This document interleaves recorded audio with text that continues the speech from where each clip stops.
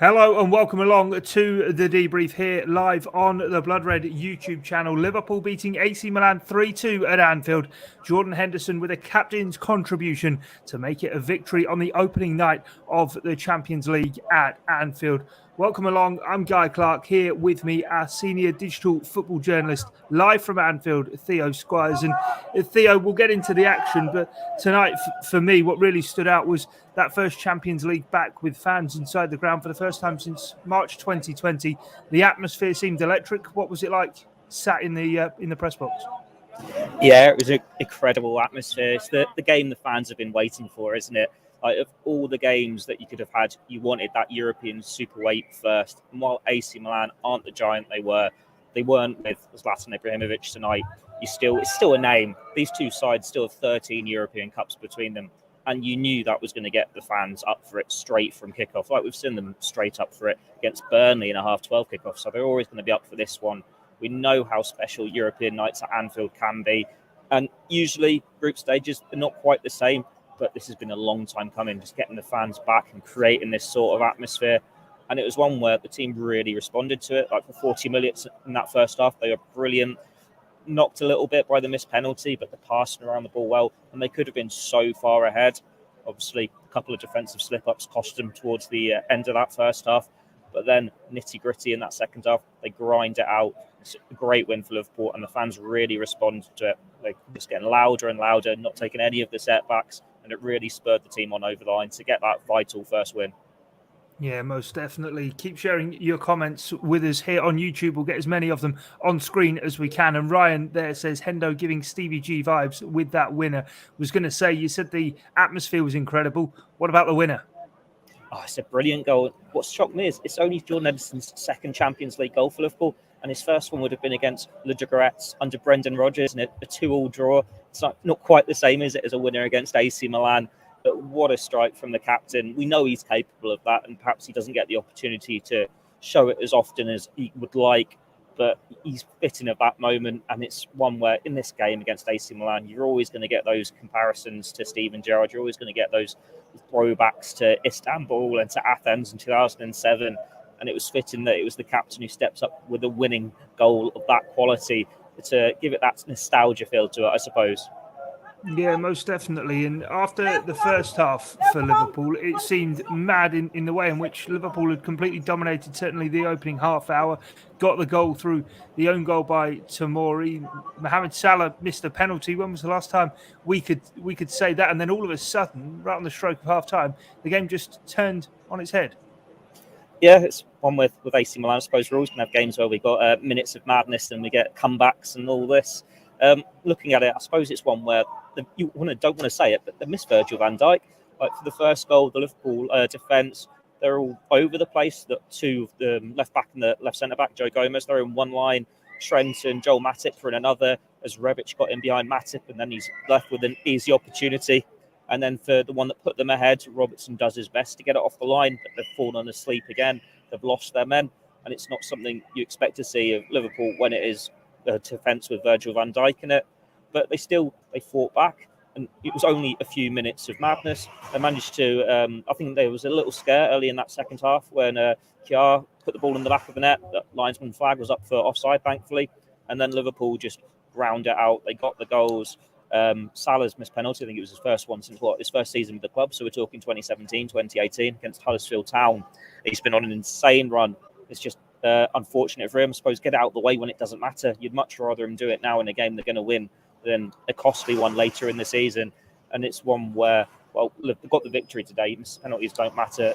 You want that winning mentality from. At the same time, it would have been nice if we'd seen them storm it in the first half after having such dominance and go on to win 4-5-0 to put in a real statement to the rest of Europe. But then you can't take anything for granted. That's what the Champions League is about. It's about the best teams come into it, and they will win games. There will be shocks. There will be upsets. It's not going to be the best team going on to win it as a necessity every year. It's why we're not talking about PSG or Manchester City as European champions in recent years, because upsets happen. You need to be able to come out of fighting and get the victories when you're up against it. And Liverpool pulled out back tonight when they could have easily folded after that late scare in the first half. Yeah, it had been 17 penalties in a row that Mohamed Salah had scored before tonight's miss. You never really feel as though he is going to miss, but of course it did happen tonight. We got the comment on screen there. Delighted with Origi's contribution today. It was a big surprise. He was one of the 4 changes that Jurgen Klopp made to the side and played a vital role in the equaliser on the night for Mohamed Salah. Put his penalty miss behind him and got the equaliser for the Reds, but Divock Origi playing a key role in it. Yeah, definitely. It's one with Divock Origi. If you'd said 3 weeks ago that he was going to be starting your first Champions League game, it's going to be against AC Milan, you'd have been laughed at. But there he fought hit, the Klopp chanting his name. He got a good reception when he went off injured. And he made a good impact. He was unlucky not to score early on, scuffing a chance wide. But when you look at the other options Liverpool have got, you thought Minamino perhaps would have been there ahead of him.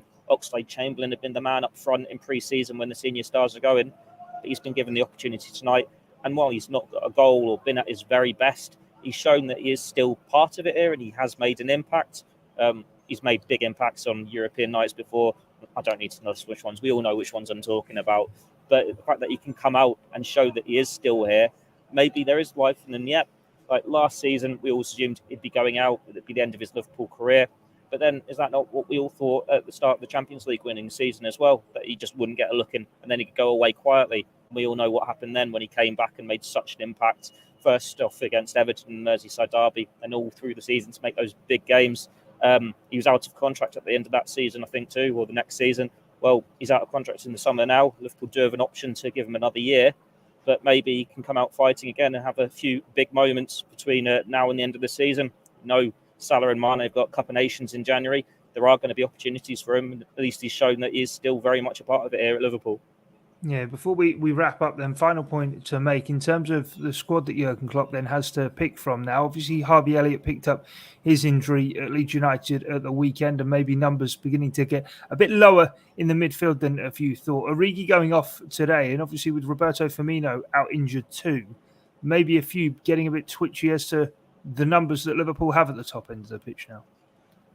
Potentially, but then we've seen players come on in the front three tonight that you'd normally expect to see in midfield, like Curtis Jones and Oxlade-Chamberlain. And while it wasn't the longest cameos for them, they made an impact. They had lively moments. And it's one where you can never say Liverpool don't have enough bodies in attack or they don't have enough bodies in midfield.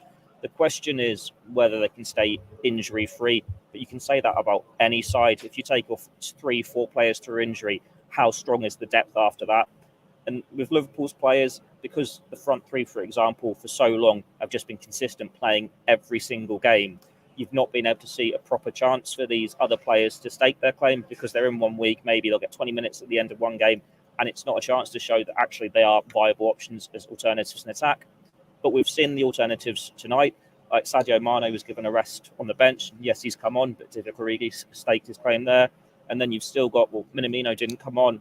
Curtis Jones did. He showed he can do it on left wing. We saw him do so well there for the 23s and the under-19s a couple of years ago. He is an option there.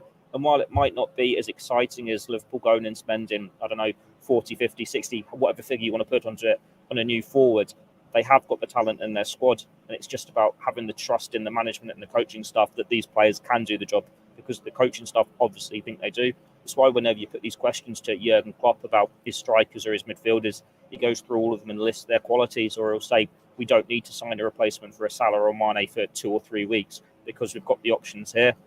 We've seen tonight with Origi, you give them the game time on the right night, they can do a job, they can contribute. Obviously, they're not going to be the quality of a Salah or a Mane, but they are talented players. They are Premier League champions. They are European champions. It's now just about seeing if they can do it consistently over a prolonged period. And that's what the real test is going to be over the next couple of months, 3 months before that January transfer window opens. But granted, Harvey Elliott losing him was a big blow because he could fill in both positions. But it's a chance for someone else to step up. Curtis Jones could do that. Origi could do that. And if they don't quite state their claim well enough to show that they can be a long-term option for Liverpool, or when that January window opens, maybe Liverpool will be forced into a rethink and look to bring someone else in. Yeah, we'll have to wait and see how it plays out. Theo, thanks for joining us from Anfield. Instant reaction here on the Blood Red channel from Anfield as Liverpool get their Champions League campaign off to a winning start, seeing off AC Milan by 3-2. Coming up, Jurgen Klopp's post-match press conference. Theo was mentioning there questions to be put to Jurgen Klopp. There will be plenty. Do stick with us here on Blood Red, as you will be able to hear from Jurgen Klopp first up on our channel here on YouTube. His press conference in full to come, and analysing Anfield will be with you tomorrow to pick the bones through the performance. But from myself, Clarke, and Theo Squires, thanks for joining us here on Blood Red. It's bye for now.